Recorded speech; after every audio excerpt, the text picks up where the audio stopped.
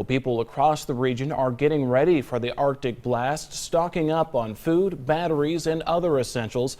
Lots of folks are also loading up on propane, either for home heating or just as a backup. As I found out, the demand has kept one Letcher County auto parts store awfully busy. The temperature was cold, but demand was hot for propane Thursday at Quality Parts in Letcher County. We're picking up some gas. We ran out this morning. We're trying to make sure for a storm that's coming. Workers here estimate they're selling propane at a rate of about 100 customers a day right now.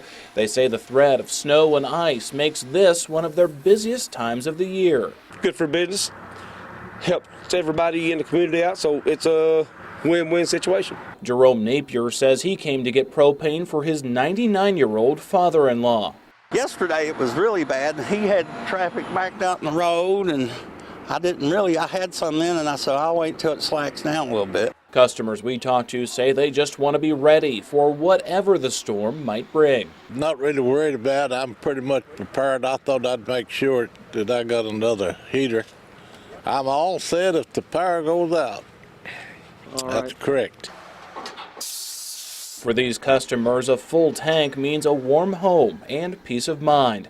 Workers say they don't expect the rush for propane to die down until the worst of the storm passes.